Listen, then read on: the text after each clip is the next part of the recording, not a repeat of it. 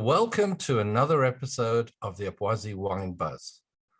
Today's guest has been called First Among Equals, and he has been at a particular winery, the Golan Heights Winery. And this article mentioned that if this winery was at the heart of the change in the Israeli wine industry, then our next guest is the beating heart of the winery itself. He comes from many different backgrounds, has amassed an enormous amount of accolades, decanter, wine enthusiast, has stars from Hugh Johnson, far too many to mention. So allow me to welcome Victor Schoenfeld. Thank you for joining us, Victor. Hi, Clint. It's a pleasure to be with you. Thank you so much. Now, you have a wonderful background behind you.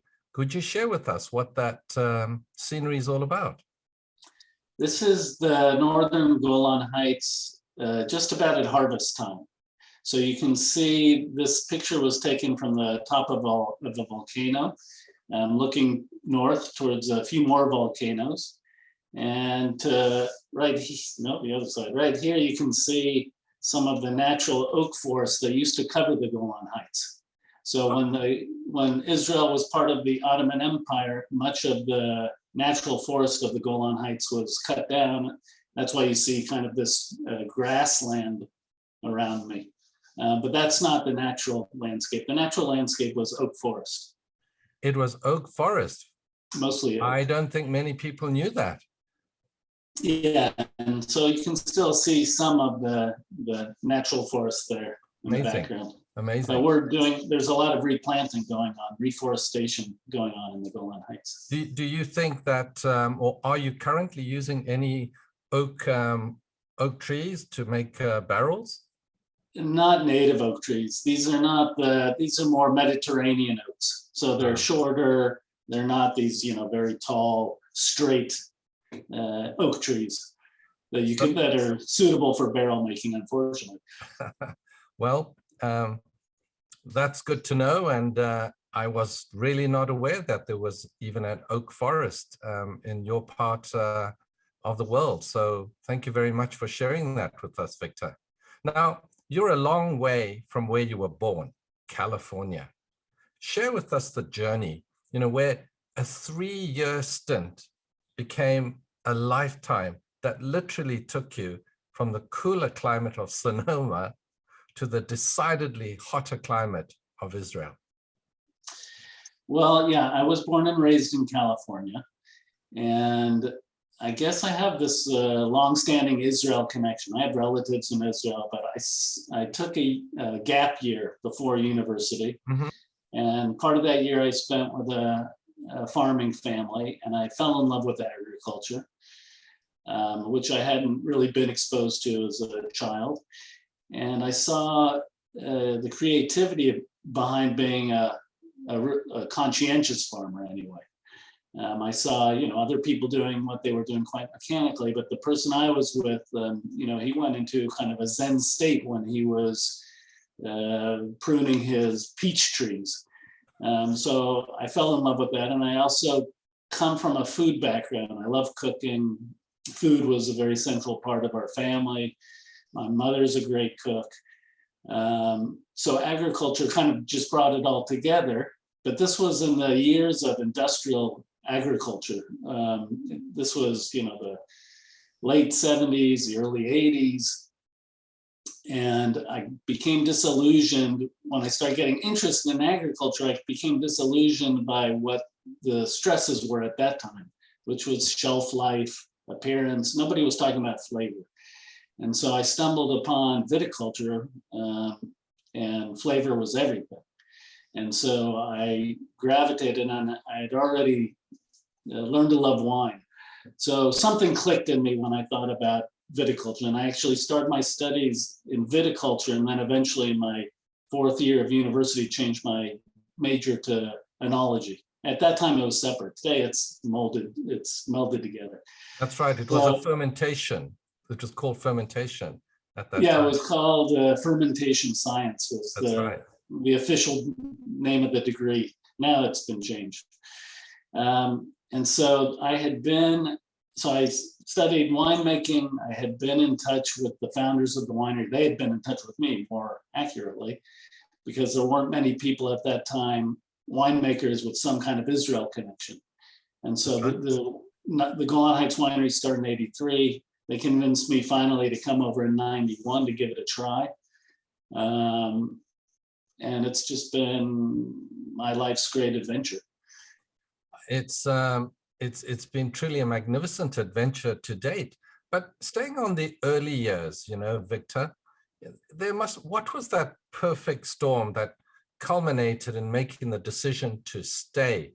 Understandably, 3 years, but you stayed. Was it the adventure, the excitement, or the purest view of you wanting to overcome all challenges and really become part of a new industry? What was it? I think it's all of those. I think, you know, some people tend to want to go to classic areas and, you know, concentrate their lives there. I was interested in going, you know, wilder, I guess, direction. But, you know, working in viticulture wine, as you know, we get one chance a year, basically. Yeah. And so even after 3 years, I felt like, well, I'm just getting to understand the conditions. I'm just getting started. So it felt incomplete.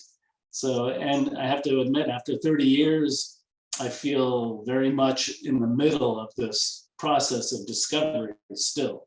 And we're still doing new projects and learning interesting things and moving quality forward. And of course, sustainability is a big part of how we look at what we're doing. So how can we do what we're doing sustainably over the long term and produce, you know, a very high quality but specific local product, which is correct for where we are. Of course, every region is very different. Climatic conditions, soil conditions. You know, you're considered by many as a living legend in the Israeli wine industry. Accolade after accolade and awards after awards have followed your wines, Victor. And the winery has benefited enormously, as everyone within the industry. But what's the state of the Israeli wine industry now, in your perspective? I think it's surprisingly good. I say surprising because we don't really get much government support. So it's a very kind of scrappy, do-it-yourself industry. You know, I kind of am jealous when I see the budgets of the European community, how much they subsidize the European wine industry. I get a little bit jealous. But so it's, you know, our industry is ever developing.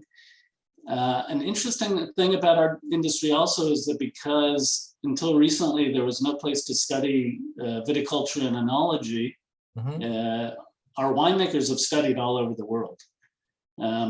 So even in my team, I have winemakers that have studied in California, in Spain, France, Australia. So it's really an interesting group of people with different perspectives. And Israel is a tiny country, but we have the soil and climate diversity of a big country. So it's a fascinating place to work. I think it would be very helpful for the Israeli government to identify the wine industry as a strategic asset. The industry has identified ourselves as a strategic asset, but the government is a little bit, they have, I guess, bigger things to worry about. Yeah, no, I mean, I quite understand in terms of financing, you know, when you have full government support. During my visits to the Chinese wine production areas of Ningxia, that you see these vast, you know, enormous, gigantic vineyard operations, and they're still expanding. I mean, they want to expand to 4 times the size of their current size. And there's an enormous amount of backing that they do get. And most of their winemakers that I've spoken to, the new generation, are primarily Bordeaux French trained. So it must be although different, but it must be quite interesting to have all those different winemakers coming from different backgrounds, though, Victor. I think it is. Every place has its strengths and weaknesses, obviously. So I think I've always been in favor of having a diverse group of people on my team. So I think it only brings strength, and having people have different outlooks. Everybody, you know, if we all think the same thing, then it's not very helpful. It's true. It's very true, because if all your winemakers are coming from one particular style, it will in turn affect the wines that are being produced. Now, true. Well, I think we're very much we're very consciously against thinking of style as a goal. And what I mean by that is that we're not interested in making our wines in the style of any other place. So we're very focused on, okay, well, how can we grow our grapes to get high quality grapes? What is the particular personality of those grapes? And what is the winemaking that makes sense? How can we build the stage to give, you know, put the limelight on the character of the fruit? So we're really, I would say, a conduit to show the world what our wine region is capable of doing. But what's interesting is the region, not our own personalities, if that makes sense. Of course, of course. And I must say, you know, my friend Joseph Yair, who lives in near Tel Aviv, he was telling me, you've got to try Israeli wine. I said, Israeli? Really? I said, okay. And it just happened to be my first wine was from the Golan Heights. Oh, excellent. Yeah, so it was quite magnificent. Put simply, quite magnificent. Thank you. So yes, now there's over 300 wineries, and the vine area planted, it's a premium because land is at a premium in Israel. Do you see this as an impediment to growing the wine industry on a larger scale?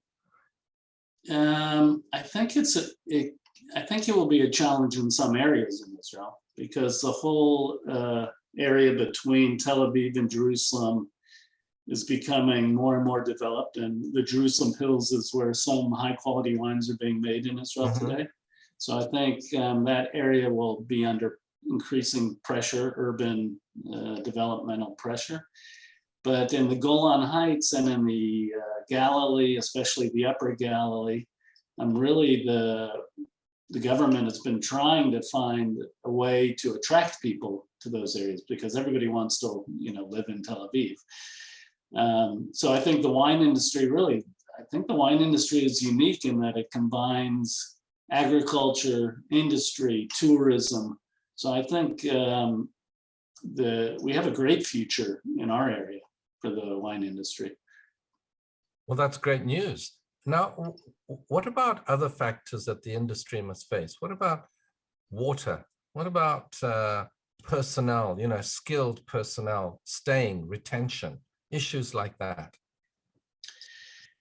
First, water is an interesting subject. You know, Israel is a leader in desalination. So ironically, we don't at the moment have a water problem, but I don't think, I think it's unavoidable that water will become a more and more precious resource as time goes on. Actually, in the Golan Heights, we get quite a lot of rainfall. We're classic Mediterranean climate in the Golan Heights, even though, you know, probably 60% of Israel is desert, but that's not true in the northern part of the country. So we get, most years we get ample rainfall, and we're working hard to make our vineyards more sustainable in terms also of water use. So I would estimate that in the last 10 years, we've reduced our water use in vineyards by 80%. And I see, and in those last 10 years, 5 of those years were drought. So even in the drought years, we've been reducing our water usage. And I anticipate that that's going to continue.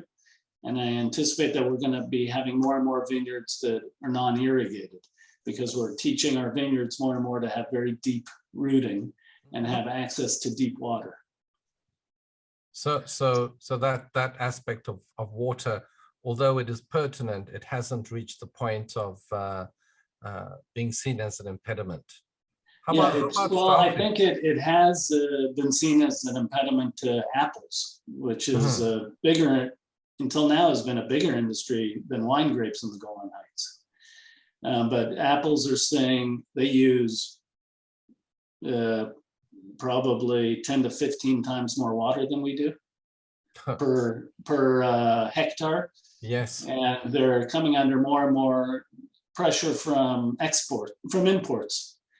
So I don't know how important it is for the Israeli consumer to eat an Israeli apple, but Israeli wine can't be produced outside of Israel. So we're protected in that way. That's true. It seems to be a situation that California is having with their almonds, and what's happened there. They are suffering, and right. We hope they can improve their situation.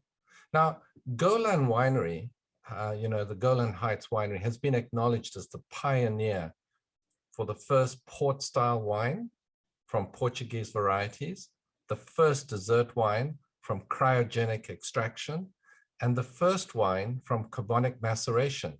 And this was from an article in the Jerusalem Post by Adam Montefiore. Now, which first was the most challenging and rewarding to you, Victor? And which first has eluded you so far? I think the most rewarding first was, which isn't on your list there, is our traditional method sparkling wine. Okay. So the Northern Golan is a great place to grow Pinot and Chardonnay. And so that's been translated into our sparkling wines, which have gotten a lot of recognition. In the beginning days, it was hard to convince the general manager at the time that we needed more time for the yeast aging. But over the years, we've been able to get that up first. So for our top sparkling wines, we're now 5 years aging on the yeast. And those are just, we make a Yarden Rosé, Yarden Blanc de Blanc, and those wines are just really great. And a knockout. They're also great values in Israel. So that's been, and also, those are fun wines to taste. When I travel internationally,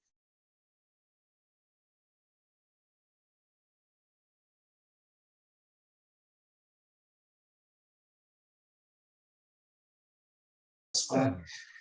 But I've been to Japan. I've been to Japan 10 times because that's a very good market for us.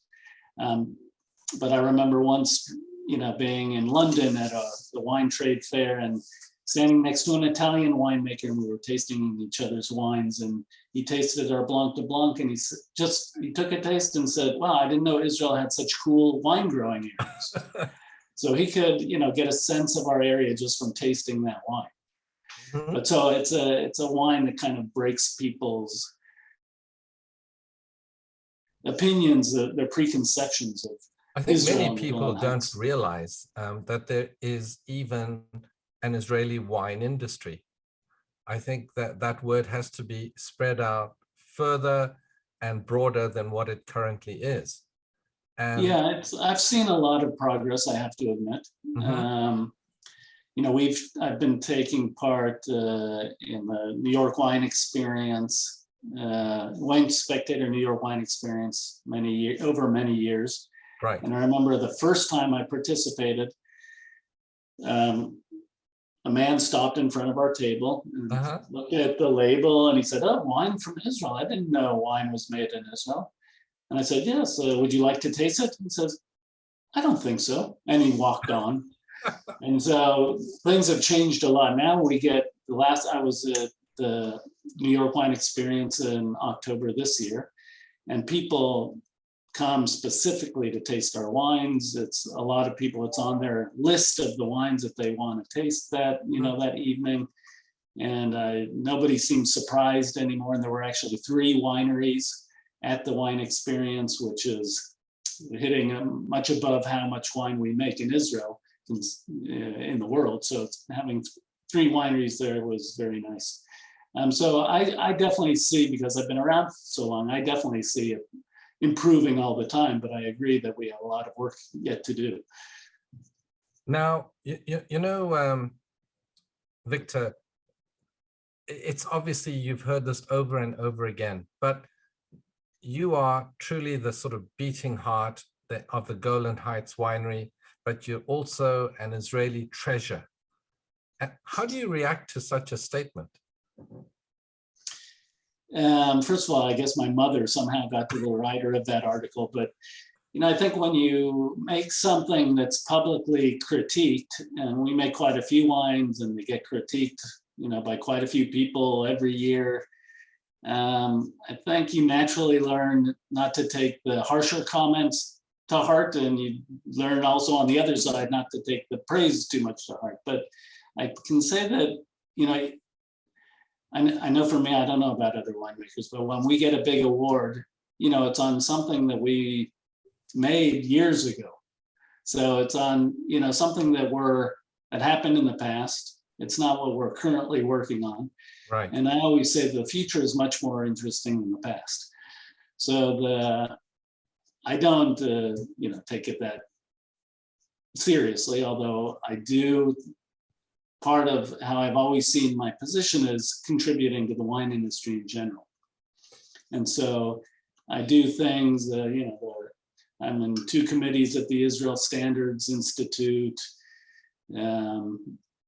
I lead the Israel Professional Enology and Viticulture Organization, which is a meeting place for Israeli wine professionals, on the production side of things, to meet and learn together.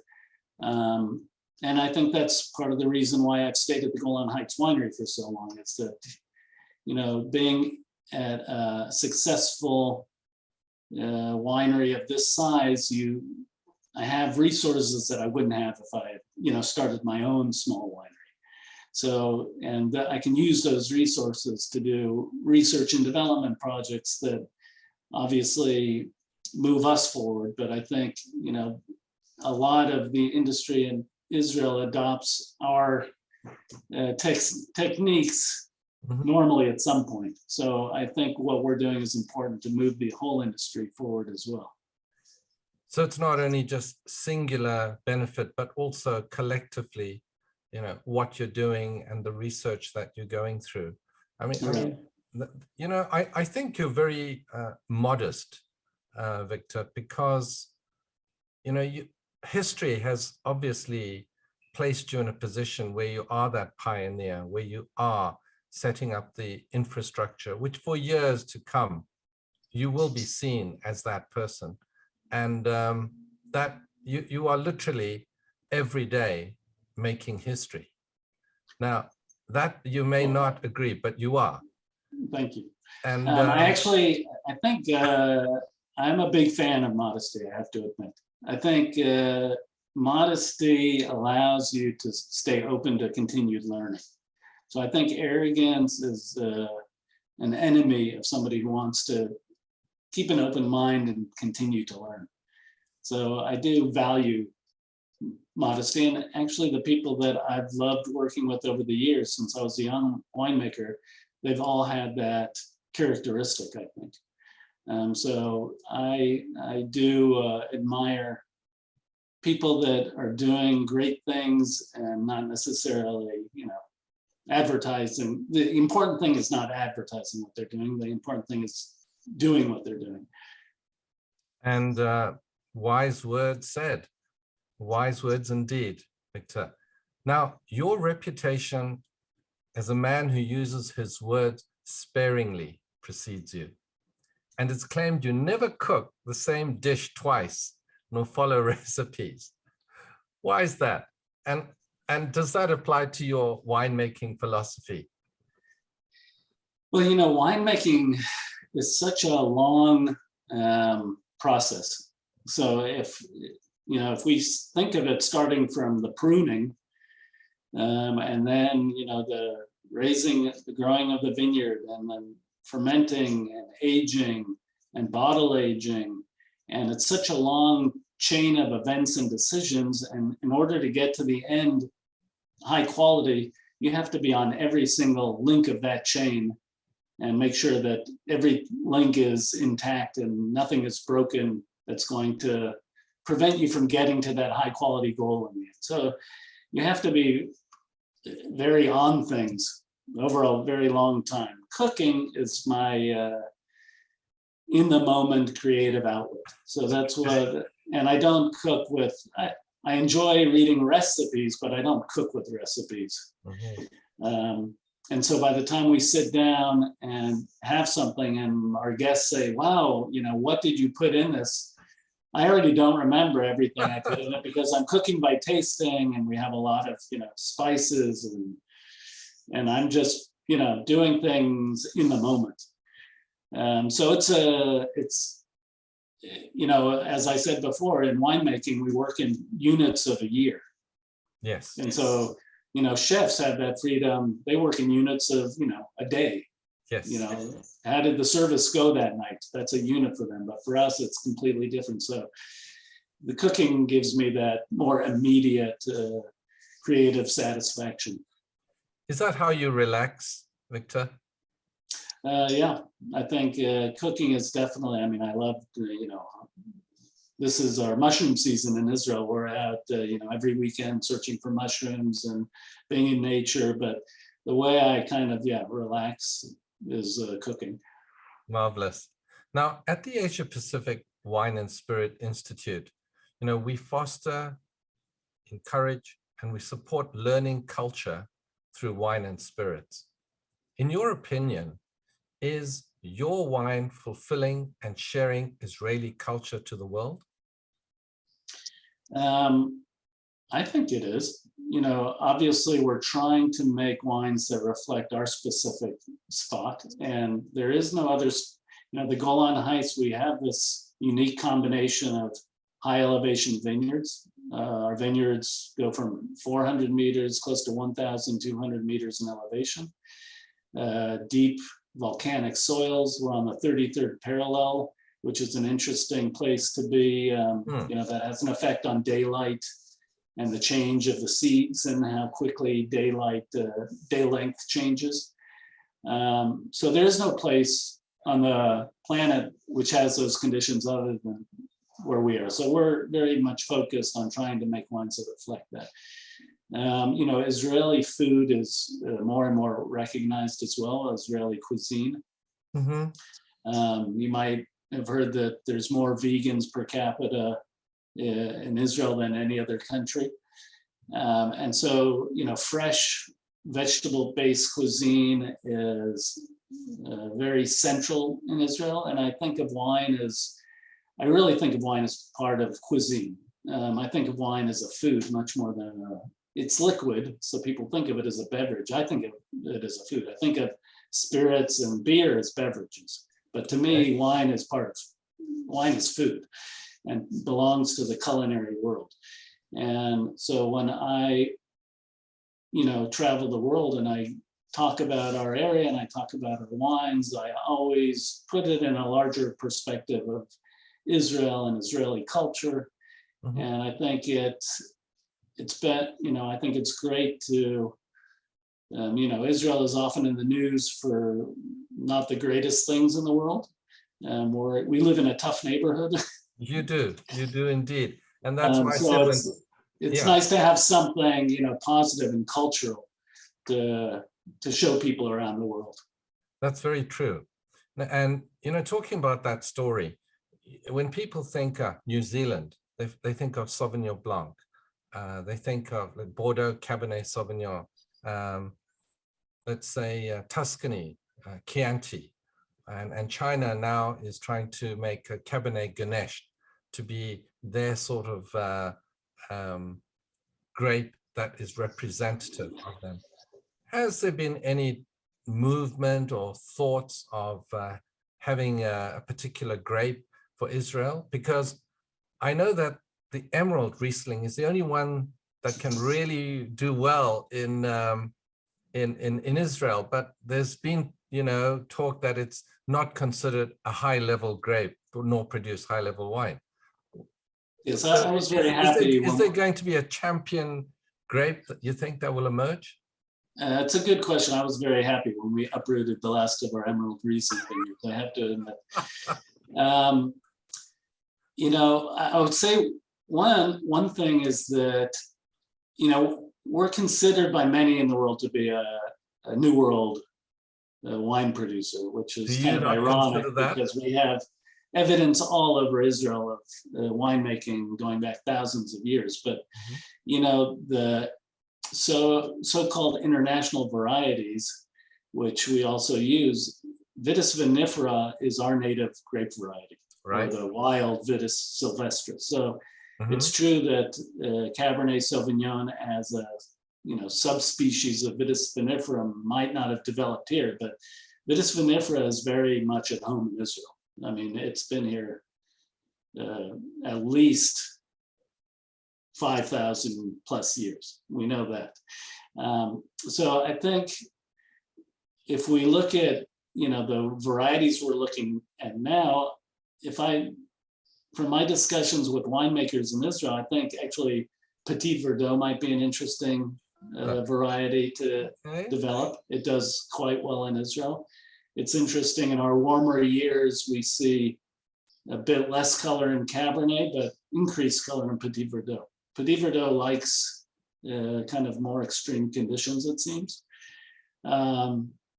But I think native varieties are going to be an interesting part of the future of the Israeli wine industry. So there's been work done to isolate quite a few tens of varieties,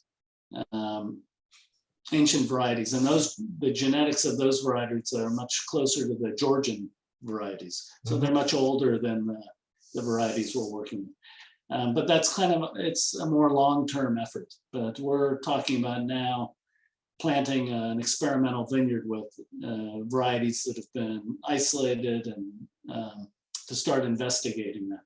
So that's an exciting project. And it takes a while, at least 5 years before it reaches fruition. Now, talking about time, Victor, 30 years is a long time, yet in a lifetime, it's a blink of an eye. When you look back and let's say in 10, 15, maybe possibly even 20 years, when you decide to pass the torch, how would you like to see the industry be? That's a good question. I think, you know, Israel is like I said, a small country with huge diversity in climate and geography. So I think it'll be difficult to talk of an Israeli style exactly because of that diversity. But I think it would be nice to have a unified sense of purpose in the industry and a sense of cooperation. So, you know, I remember when we first started meeting in the Israel Professional Enology and Viticulture Organization, those first, you know, meetings, there were some uncomfortable silences because people weren't used to sharing with one another. And that culture has really changed. And so that cooperation and not seeing each other as competitors, but seeing each other as colleagues that, you know, high tide raises all boats kind of outlook, I think it'll be very important. And looking for ways to cooperate with other groups in Israel, looking to cooperate with international groups. I'm working, you know, being also a member of the international winemaking community. But, you know, I think wine is a force for good in the world. I believe that personally. And so we have to move that forward. And in that same vein, I think we have to find a way to talk to young consumers, because I don't think we're, as an industry, doing a great job of that. And there's some indications that we're losing young consumers a bit. So for the future of the industry, I think all of us need to think about how can we engage those younger consumers? So I think with those words, you have shared what you see as a potential for the future of sharing, cooperation, understanding the next generation. Victor, you are truly the living, beating catalyst for the Israeli wine industry at its present time. And I think that you will, with your warmth and exuberance and knowledge, share it and spread it. It's been a real privilege having this opportunity to talk and learn more about Israeli wines. So for the listeners and viewers, if you haven't tried Israeli wine, I think you should go and try and experience. As Victor said, you're learning about the culture. It's not just a particular style. Thank you very much, Victor. Thank you, Clinton. It's been a pleasure. Please comment, like, share, or subscribe to our videos.